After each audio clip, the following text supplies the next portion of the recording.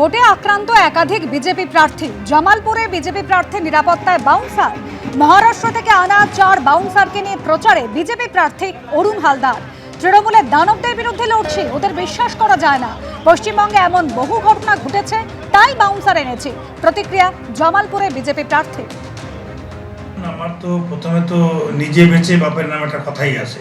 তো এখানকার যে দানবদের বিরুদ্ধে লড়ছি, কাদের কথা বলতে এখানে তৃণমূলী দিয়ে যে দানবের বিরুদ্ধে আমাদের লড়া হচ্ছে, এদের তো কোনো বিশ্বাস নেই। আপনি মনে করুন যে এই যে 4 নম্বর মণ্ডল আমাদের যে এরিয়াটা, ওই বাঁশবাগানের মধ্যে দিয়ে মাইলের পর মাইল যাওয়াটা, মানে বিনা সেফটি বিনা সিকিউরিটি থেকে যাওয়া, মানে যে কোনো সময় একটা কিছু ঘটাতে পারে। কারণ আমি এখানকার এখন প্রথম প্রতিদ্বন্দ্বী এদের কাছে, তো এদের তো কোনো বিশ্বাস নেই। আমি জানি না, দেখি 4 জন সিকিউরিটি মহারাষ্ট্র থেকে পাঠিয়ে দিয়েছে। এরা কাশ্মীরে কাজ করেছে, খুব এরা মানে যে কোনো পরিস্থিতি ট্যাকেল করার মতো ক্ষমতা রাখে।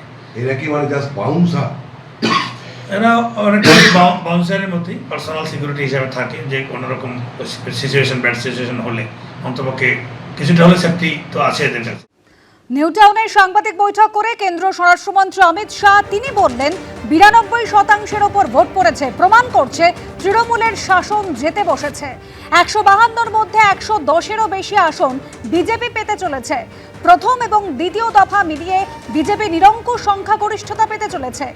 নিউ টাউনে সাংবাদিক বৈঠকে বললেন কেন্দ্রীয় স্বরাষ্ট্রমন্ত্রী অমিত শাহ। बंगाल के प्रथम चरण के मतदाताओं ने स्पष्ट कर दिया है कि बंगाल भी उसमें जुड़ने जा रहा है। 16 जिलों की 52 सीटों पर 92.98% मत निश्चित रूप से बताता है कि दीदी जाने वाली है और भाजपा आने वाली है। भय जाने वाला है और भरोसा आने वाला है। हमने कल देर रात तक हमारे सभी विधानसभा के कार्यकर्ताओं के साथ भारतीय जनता पार्टी बंगाल की टीम ने एक असेसमेंट करा है, जो पोलिंग हुई है ऐसा इसका, और मैं स्पष्ट रूप से आपको बताना चाहता हूं 152 सीटों में से 110 से ज्यादा सीटें भारतीय जनता पार्टी जीतने जा रही है।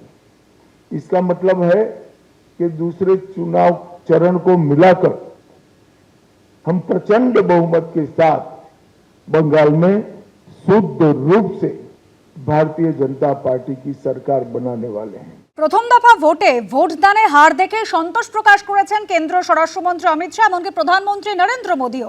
যেভাবে ভোট হয়েছে তাতে যেরকম সন্তোষ প্রকাশ করেছেন, একই সঙ্গে তারা বলছেন প্রথম দফার ভোটে অন্তত 110টি আসনে জয়লাভ করবে বিজেপি। পাল্টা কল্যাণ বন্দ্যোপাধ্যায় কি বললেন শোনাবো।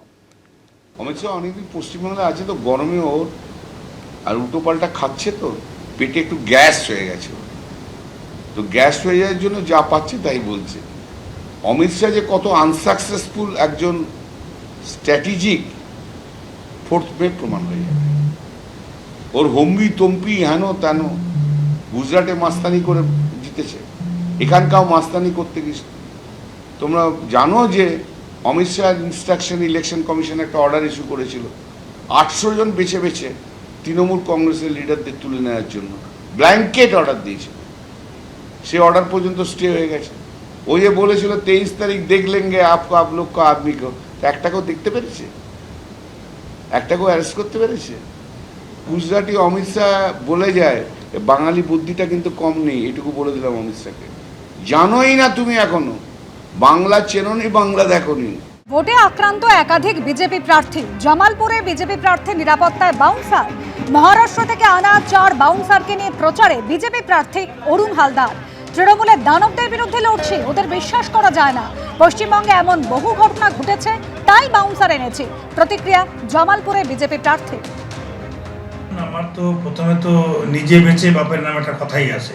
তো এখানকার যে দানবদের বিরুদ্ধে লড়ছি, কাদের কথা বলতে এখানে তৃণমূলী দিয়ে যে দানবের বিরুদ্ধে আমাদের লড়া হচ্ছে, এদের তো কোনো বিশ্বাস নেই। আপনি মনে করুন যে এই যে 4 নম্বর মণ্ডল আমাদের যে এরিয়াটা, ওই বাঁশবাগানের মধ্যে দিয়ে মাইলের পর মাইল যাওয়াটা, মানে মানে বিনা সেফটি বিনা সিকিউরিটি দিকে যাওয়া মানে যে কোনো সময় একটা কিছু ঘটাতে পারে। কারণ আমি এখানকার এখন প্রথম প্রতিদ্বন্দ্বী এদের কাছে, তো একটা এদের তো কোনো বিশ্বাস নেই। আমি জানি না দেখি 4 জন সিকিউরিটি মহারাষ্ট্র থেকে পাঠিয়ে দিয়েছে। এরা এই কাশ্মীরে কাজ করেছে, খুব এরা মানে যে কোনো পরিস্থিতি ট্যাকেল করার মতো ক্ষমতা রাখে।